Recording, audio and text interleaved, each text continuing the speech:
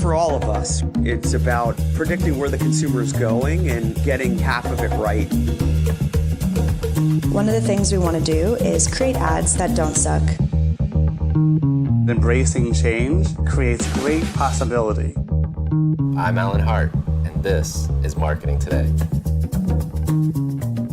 Today on the show, I've got Nick Cromydas, founder and CEO of Hunt Club. Hunt Club is a talent and recruiting solution provider using technology and influencer networks to develop and deliver the best talent that you need, especially for high growth companies. They've worked with G2 Crowd, Ryan Bonici has been on the show, as well as Dollar Shave Club and other types of companies in those spectrums. They also work with big companies. And so today we talk about talent, what these companies are looking for, how he works with larger companies, and kind of the risk and things that larger companies need to be thinking about if they want to attract and retain the best talent. And then we also talk quite a bit about his background, being a tennis coach and a tennis player in college, and what that's taught him in terms of leading others and coaching others to be excellent employees and talent within their own right. I hope you enjoy this show with Nick. Nick, welcome to the show. Thanks for having me. Excited to be here, Alan. I'm excited to talk about Hunt Club. Maybe we should start with what is it? What is Hunt Club? Yeah, so Hunt Club is a new category of talent company. So, what we really do that's different is we spent the last couple of years building out a large network of well-connected people. We call them influencers, and we build proprietary technology that allows them to refer great people from their network for our customers' open positions. So think of if we're doing a CMO search, we have thousands of VPs in marketing, CMOs, connectors, founders, investors, all referring for our customers' open roles. Nice. And how'd you find your way to founding Hunt Club? Yeah, it's a strange path of multiple twists and turns. So, recruiting, funny enough, I always felt it was part of my DNA. I played college sports. I played tennis at Vanderbilt University and always took pride in trying to get people to come on official visits and get them to join our team. And then my first job after school, actually, I was one of the assistant coaches at Northwestern University for their women's team. And so it was always a big part of my DNA of trying to attract and retain talent and doing it in different forums, from sports to now business. So it was kind of an interesting starting point. But the idea for Hunt Club really came.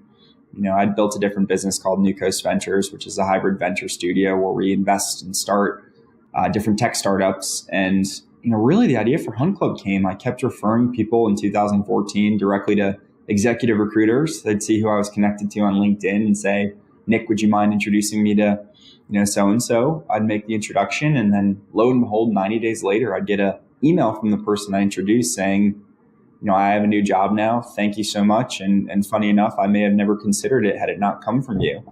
So yeah, it had a bunch of times, and it got to a point where, I sort of felt like I was doing some of these guys and gals jobs.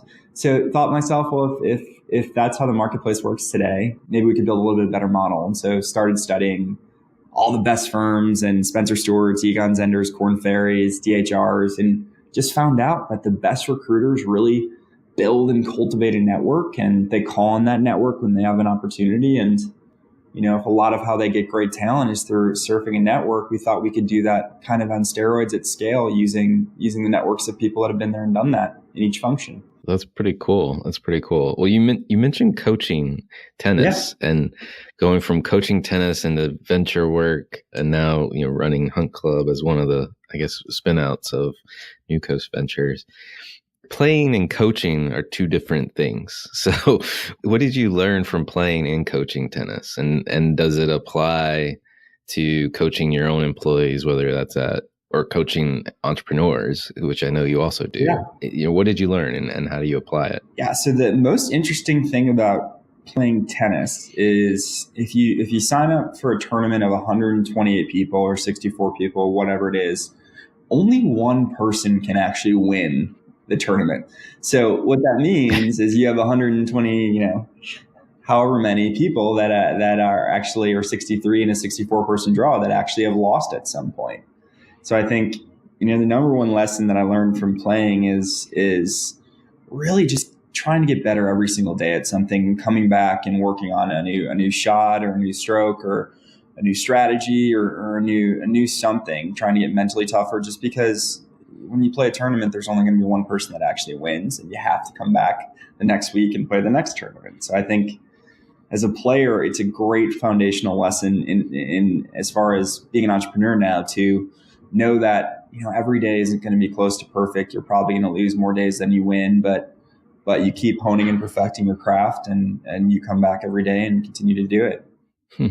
Yeah, that's a great lesson, especially as an entrepreneur. I mean, the number of times you get told no, right, in a given day, it's can be disheartening if you don't have that kind of growth mindset that you're describing. So, I mean, it's being told no, it's being told your idea is stupid, it's being told that, this will never work. It's customers being elated with you. It's customers being upset with you. It's, a product or a piece of technology breaking that's out of your control. It's just, you have to be okay with kind of going through and taking the lumps over and over again, which, I lost a ton in my career in tennis. So hopefully I'm qualified to do this now from all the losing. This is a great way to look at it. Well, let's talk a little bit more about the recruitment model. You mentioned influencers within the network and that you're doing this at a much greater scale, but you're basically powering fast growth companies like G2 Crowd, which we've had Ryan, the CMO there on, and as well as Dollar Shave Club. Tell us a little bit more about how this model works, and I think through the description, we'll kind of probably understand how it's different from the traditional headhunting and search firm approach. Yeah. So, I think starting off, we really operate on one core premise, which is the best talent lives in our network, and it's our job to use technology to power that. So the way that it works is when you sign up as an influencer or a user of our community, you actually drop your network in via either an Excel spreadsheet import from your LinkedIn contacts or from a Google integration, where we actually look at a number of the different connections you have. And what we do next is we actually build a bunch of technology that gets smarter in real time, but essentially does a bunch of machine learning that allows us to understand the strength of that relationship. So said differently, when Alan joins Hunt Club, he drops his network in. We look at his network and build almost like a relationship map and a strength score across every single person he's connected to. And then we've got a really good idea of understanding the social index of who you might be close with, who you probably haven't talked to in a couple years, or who may is just a distant connection that you've emailed once or twice with, or you connected on LinkedIn. And so we really look at, around 20 plus variables to make those judgments. So, how tenured you are in your career, what types of companies you've worked for, what function you've worked in, what cities you've lived in, what schools you went to. And so really it's a pretty intelligent score that allows us to really map the strength of those relationships. So what happens next is when we get a VP of marketing position for Dollar Shave Club or a CMO role for G2 Crowd, we actually go into our network and our platform, and our database automatically comes up with the 50 to 100 best folks that might be an incredible fit for that position, and then sees who's connected to them. So if we wanted to recruit Ryan Benici to G2 Crowd as their CMO, we may say, Alan, looks like you're connected to him. We serve that directly to you in email, and you have the option to say, Ryan actually looks like a great fit for the role. Feel free to reach out on my behalf and CC me. Or, Ryan's actually not a great fit. I don't think he's going to move from Boston to Chicago, so don't reach out to him on my behalf. And so we really give the power of curating from people's networks to our influencers. Right. Well, and you're rewarding those folks that are referring people as well, right?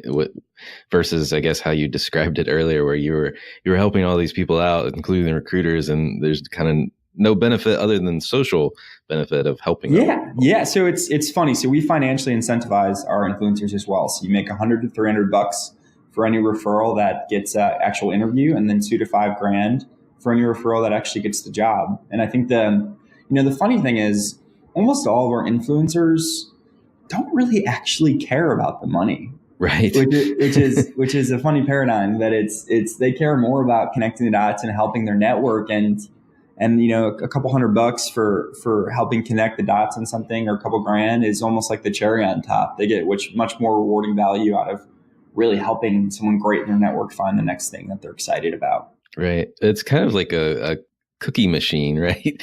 I'll explain what I mean by this, but like if I've uploaded my network and you make this intelligent match, right, to say that we think this is somebody that might be interested in this position or a good fit, and you already know my degree of my relationship based on the scoring methodology, and then you just serve it up to me, it's a really nice, easy way to maintain my network and connections, and you just made it easy. Yeah, click a button. I think that's what we're trying to do. Because if you think of really two things, Alan, the first is you're busy, like you've got a ton going on, and it's really hard for you to kind of automatically think through who in your network might be a great fit for certain things, because you're well connected and you've got a lot of things going on in your life on a daily basis. So we really, if you think about really what we're trying to do, it's automate value for our influencers in the way that we think is the most powerful, which is helping connect your network to opportunity.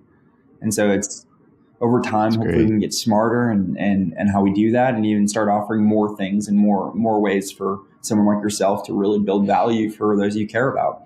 Cool. Well, let's talk a little bit about like what are the type of people that fast growing companies are hiring today? What are they looking for? Yeah. So, if you think about it from a DNA perspective, the number one trait is adaptability and the ability to learn. So someone that can come into a company and really understand the current state of the business and what different, and in marketing especially, what different channels are needed at that state. And then also someone that's adaptable once they, grow to the next phase of the company, knowing that kind of what got us here won't get us to the next stage. And we have to rethink, where our spend goes, what team and competencies we need internally, and the overall balance of, digital, brand, community, and all your other kind of channels and levers. So I think, the number one skill set that I think marketers need to have the ability to do today, and just folks joining high growth companies, is the ability to be adaptable and learn quickly. Because a company, if you look at Dollar Shave Club as an example, or even G2 Crowd 1 year ago, had about half the headcount that they have today.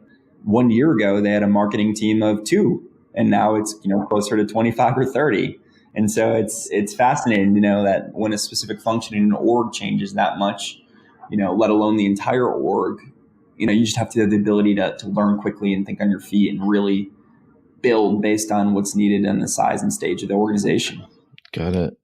Well, I mean, it seems like there's a lot of change. I mean, as a company evolves, like you just described. So going from 2 marketers to 40 or whatever it might be, and as the business grows, I've seen a number of, say, direct to consumer brands, as an example, evolving. Starting off with very heavy focus on performance marketing, and then over time, needing to either add some element of brand or most likely, for sure, omni-channel type marketers.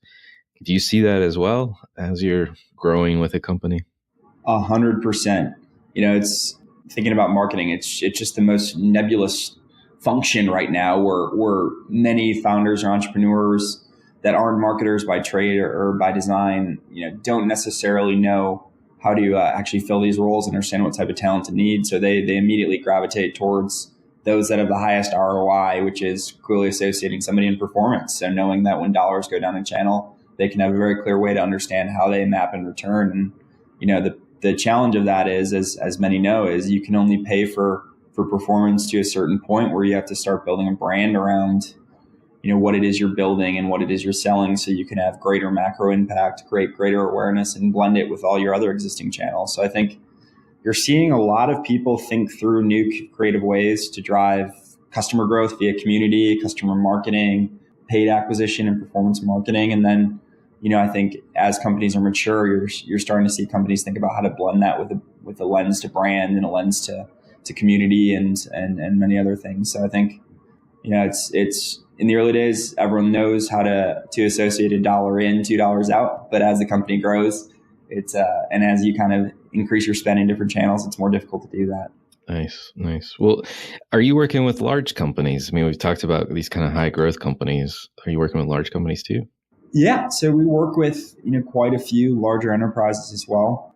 Folks like Verizon is a great customer of ours. So we work with Oath, which is AOL and Yahoo's merger. And, I think a number of others that are thinking about building out digital as a competency internally. So we actually work with quite a few larger companies as well.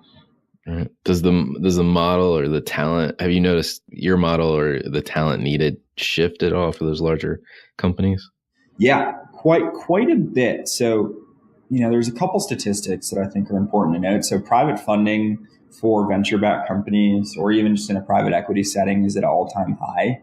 So what that means is that there's a lot of interesting opportunities in the world today that somebody can go look for, find, or access that don't look as traditional as some of the larger Fortune 1000 companies. So companies and larger organizations need to really rethink what types of things they're offering talent in the digital community. Because if you think about most businesses in today's landscape that are in the Fortune 1000, technology is a huge component to what they do, but it might not be their driving business model or their core business. So all of them are starting to think through, how do they become more efficient using technology, or how do they create new business models using technology, or how do they unlock data and leverage that? So really, a lot of our customers are starting to really think through and being challenged around kind of two things. One, what is the future of our organization and how do we use technology at the intersection of everything we do? And then two, what types of people can drive that change for us? After they figure that out, then it's just about trying to attract and retain those folks. So, for our model, it works uniquely well, whether it's a large company or a small company or a fast growing startup or a more, institutionalized, larger enterprise, large cap enterprise. So it's really, I think that the challenge for our customers becomes, if you're competing with, tens of thousands of fast growing startups that are in the news, disrupting organizations, how do you compete for talent with some of those companies? So I think that's a bigger pain point that a lot of them have. Right. And, as you start to work with companies, what are some of the pain points that you hear from folks, or mistakes that they've made in the hiring process before? Yeah. So, I think in larger companies, one of the biggest mistakes that they make is that they don't do a great job of giving talent the ability to be autonomous in building whatever their business is, or building whatever their function is. And what I mean by that is, the reason why people join fast growing companies and startups isn't really about being part of a category disruptor. That's part of it. It's not really about the perks and the free ping pong and the keg of beer and whatever, the goldfish container. Like, those are all awesome. No, speak for yourself, Nick. I like the keg of beer. Sorry, Alan. So keg of beer is universal. It works. It works for everybody. But it's, like, most of the people are joining because they don't want a ceiling on top of what they're capable of doing. So what I mean by that is, it's, a lot of larger companies have a very structured process around how much responsibility you have, how many direct reports you'll have, when your career progresses, when the promotion schedules are. And a lot of fast growing companies don't have that. You're almost as good as you can prove and what you can do. So, I think one of the challenges that larger companies have is they have to figure out a way to how to cut through that clutter and create operations and an opportunity internally that allows people to operate without a ceiling. And you're seeing this happen more and more in different worlds in digital, where the Unilevers of the world are acquiring brands and letting them run as separate entities, and others are thinking about similar models where they don't want to disrupt kind of the entrepreneurial energy that the company has by bringing them into a larger organization, but they want them to have the same infrastructure and support and leverage that a big company has. So I think as a big company, that's probably the biggest challenge that they have. Right. Okay. Well, and I mean, so many of these companies want to be fast moving or act like fast growth companies these days. I mean, you hear like big consumer packaged goods clients, or companies, that's the word I'm looking for, in the marketplace talking about, we want to be more entrepreneurial and hire the same type of talent, like the talent's going to D2C brands, for an example, or Walmart, trying to attract the same type of talent as Amazon. You just described the autonomy and being able to make sure that they, don't have some way to preserve that for these people. But is there anything else, that you think big companies need to change?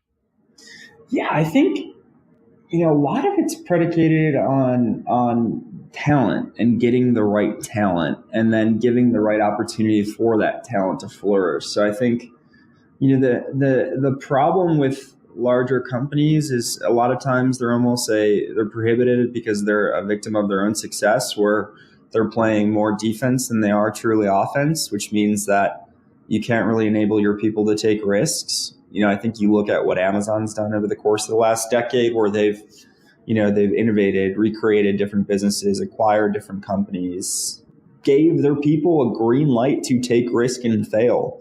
And I know that sounds relatively cliche, but the more that a company can truly do that, to let it be known and okay within a company to that you can start something and try and get it off the ground with the power and the infrastructure of the business, larger company behind you, and make a mistake and fail. I think the more that it's going to breed the type of opportunity that Amazon today has. But I think that's a really challenging cultural thing to go against. It's if you're Procter & Gamble and you've got Tide as a marquee brand, and 2% growth on Tide looks like a great year for them, then it doesn't really look like a lot of things that are happening outside of the market where you're really pursuing 20, 30% growth year over year, or maybe even creating an entirely new category or a new brand from scratch and escalating it. So I think, companies need to get really comfortable with allowing their people and allowing the talent internally to take risks, not put a ceiling on them and allow them to fail. And I feel very few have actually jumped on board to that cultural shift. They all talk about it. Many of them talk about it. Many of them talk about entrepreneurship being sexy and they're entrepreneurs rebuilding businesses. But I think it's really difficult to create an internal environment within a large company that has, one, the natural inception of an entrepreneur pursuing something they're passionate about, and two, the do not fail at all costs mentality, right? If someone's making $200,000 plus in a base salary, has a great 401k, has amazing benefits, and all these things fully loaded, and is working 9 to 5, I'll bet on the person that has to have this work for their family to pay rent next year, pay their mortgage next year, all day, every day, against someone that's doing it within a big company. Right. Well, and it's to your point, it may sound cliche, but I think the managing risk and failure, and that's huge, especially in these big publicly traded companies. Failure is not rewarded by the markets, but in the VC and private funding spaces, failure is part of the process. So just completely different cultural environments, but. I was wondering, there's a lot of folks that are probably listening to this that fit the bucket of they're the talent, right? What are your ideas for helping them stand out to these fast growth or new positions at big companies that are intended to be more fast growth oriented? Yeah. So for talent that's looking for these types of opportunities and really wants to jump off the page, I think I love the idea of a give first mentality. So there's this classic story about Ryan Graves, who is one of the original founders and ran Uber.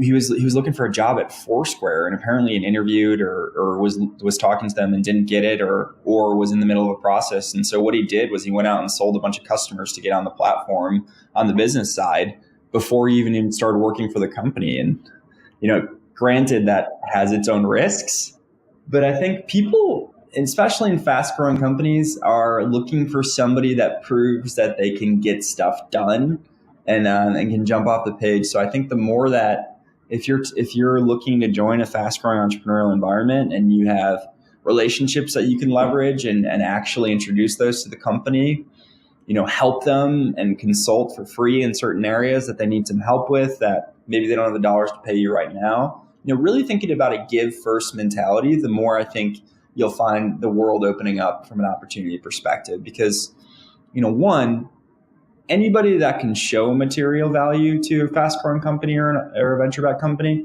is going to stand out dramatically, because there's a lot of people that want to help that actually aren't, getting into the weeds and driving value. And I think the second is it's going to de-risk it for them. They know who you are, they know what you've already done, and they can imagine what you can do if you're in a full-time capacity. So I love the idea of giving first and just kind of hustling different angles to provide value for our company. Love it. Love it. Well, that's great advice. Well, one of the things I love to do with folks that come on the show is get to know them as people as well. So I want to switch gears a little bit and ask you my favorite question, which is, what experience of your past defines or makes up who you are today?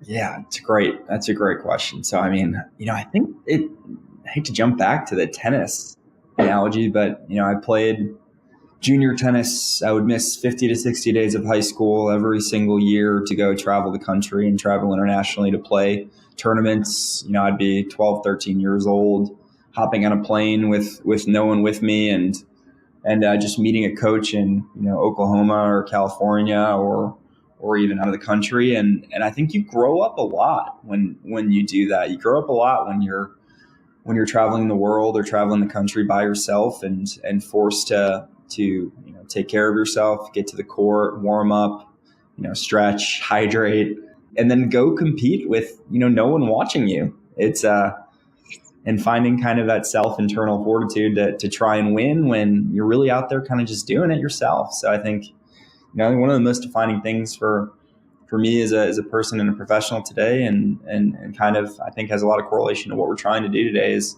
just playing competitive sports growing up. And then, I think playing in college was really an eye-opening experience because you took a very individualized sport, which is tennis, and then made it about a team. And I think, I really was able to kind of find my best self through that period where, I drew a ton of power and strength from trying to win for others rather than just myself. And I love the experience. That's great. That's great. And, finding that, it sounds like the thing you're finding even now, right, is this internal fortitude, like you said, to go out and compete every day, whether somebody's watching or not. Something in you seems to be driving you forward. Is that right? Yeah, I think so. I think it's just the perpetual pursuit of getting better every day. It's, people glamorize entrepreneurship. People glamorize building companies. We talk about it in the press all the time. They're almost entrepreneurs to some degree. I feel like are becoming the next wave of tech entrepreneurs are like celebrities, right? And it's I don't know if I agree with that. Like, it's the most brutally difficult thing to do. You're starting from things from scratch. You're working tirelessly day in, day out. You're beg, borrowing, and stealing your way to any ounce of traction you can get. You're selling a vision to get your first employee to join. You're selling a vision to get someone to write you a check so you can hire more employees. You're asking customers to trust you when there's no really reason to. So it's, I think you have to be hardwired a certain way. And for me, I think the ability to play a sport, see a vision of what I wanted to be, and then work really tirelessly to try and get there allowed me to at least be okay with some of the ups and downs. And I think for my peer class, those that have some sort of, if I'm thinking about a correlation between those that I've been seeing massively successful versus those that are building something just to play entrepreneur to some degree, I think those that have really loved and been passionate about solving a problem and have came from a DNA of where they've had to overcome adversity throughout different areas of their career, whether it's sports or life, whether it's sports or family issues or working a job when you're young to help make ends meet. Like, those are the folks that I feel like have always been on a path to be really successful in this space, because it can't come from the glamour. It's got to come from loving what you do every day and trying to get better. Right. Well, one of the questions I always like to ask is what drives you. It sounds like that maybe is your drive. Is that right? Or would you say something else drives you every day to do it? Yeah, I think it's, for me, what I found at a young age was I'm actually pretty lazy. So for me, and I've started a bunch of businesses and some of them haven't worked out well, others have worked okay. But the thing that I find drives me is wanting to build an incredible place for a team to, really build themselves into a business, into an opportunity, and a career where they don't have a ceiling on top of them. So it's, I draw a lot of energy and I'll draw a lot of passion for making this an incredible place to work for our team and making sure that they have a great opportunity to get better every day. And in return, our business gets better every day. So I think for me, it's about building this for others around us so that we can continue to, they can have opportunities that are more difficult to find in the traditional market and be the best versions of themselves. That's awesome. What advice would you give your younger self if you were doing this again? Yeah, that's a good one because it's almost a double-edged sword. So I always think about do not take things as seriously. Know that this isn't the end of the world when something doesn't work out. Take care of yourself. I think the double-edged sword is, I think, a lot of the reason why our business has been able to get off the ground and running at a decent clip is because of all the energy and all the emotions I had towards things not working or areas. But I think it's just, I think the number one thing I would tell myself is this is a long game. It's multiple decades worth of relationships. Put every single one of those first and foremost, and regardless if it's at your own detriment, because, I think what I found today with some of our customers and some of our advisors and some of our investors, the reason why they're supporting us today is because we made a long-term investment years ago to really build a relationship. So I think treat every relationship equally and do the right thing. And I think great things come down the road. Right. Well, and I think, that I talk to a lot of entrepreneurs through this, but also just in general out in the world. And I think a lot of people think of them as naturally risky people.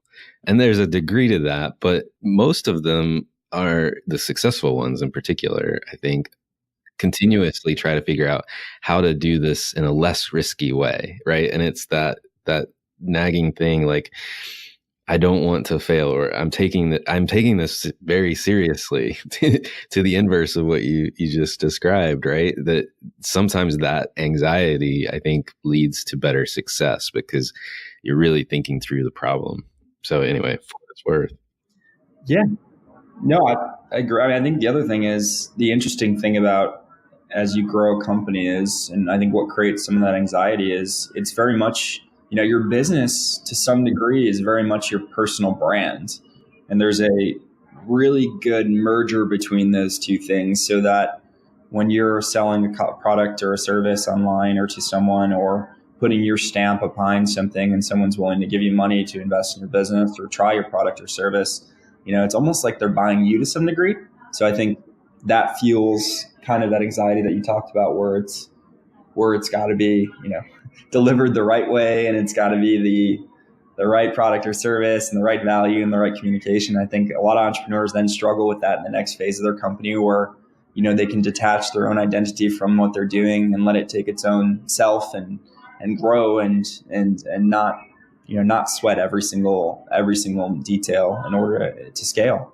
So, yeah. Well, two more questions for you.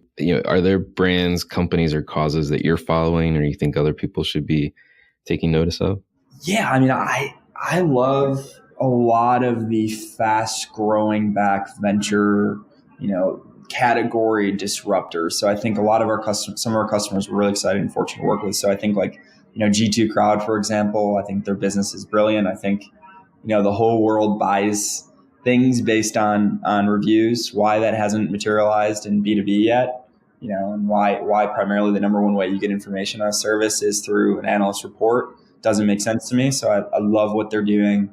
I think their team in general is just such a great group of entrepreneurs that are so passionate about building the Midwest community and their business and their people that, love them. I think we've got a number of other interesting customers too that are doing like really creative things in the space. So I don't know if you've ever heard of a business called GoPuff, but really fascinating company. So they're basically putting the power of and the convenience of retail in your hands in a mobile app. So you can basically purchase, all the things you might at a Walgreens or a 7-Eleven or at your local convenience store, right in a mobile app. So, and they have under 30-minute delivery for everything. So our whole office uses it and we love it. And we make sure everyone's fueled up with good snacks. And then of course the occasional beer as well. So that's a great one. I got to check them out for sure. Well, last question for you. What do you feel like the future of marketing is going to look like?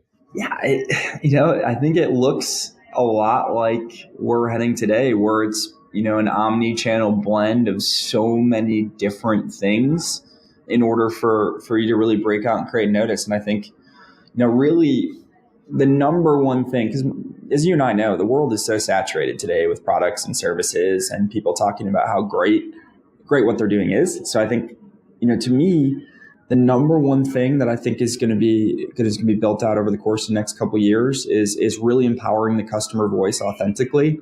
So how do you continue to turn your customers and your largest brand ambassadors into almost your online platform or your platform for awareness and acquiring new relationships? And I think the more that people can think about doing that and really authentically leveraging their customer's voice to tell their story and doing it in a way that allows them to scale, I think is going to be a huge part of what the future looks like and help cut through the noise. That's awesome. Well, Nick, thanks so much for coming on the show today. No, appreciate it. It was great hanging out with you, and appreciate you having me. Hi, it's Alan again. Marketing Today was created and produced by me, with writing and editing by Kevin Greeley, social media support by Megan Woods, art and graphic design by Sarah Dell. If you're new to Marketing Today, please feel free to write us a review on iTunes or your favorite listening platform. Don't forget to subscribe and tell your friends and colleagues about the show. I love to hear from listeners, and you can contact me at marketingtodaypodcast.com. There you'll also find complete show notes with links to anything we talk about on any episode. You can also search our archives. I'm Alan Hart, and this is Marketing Today.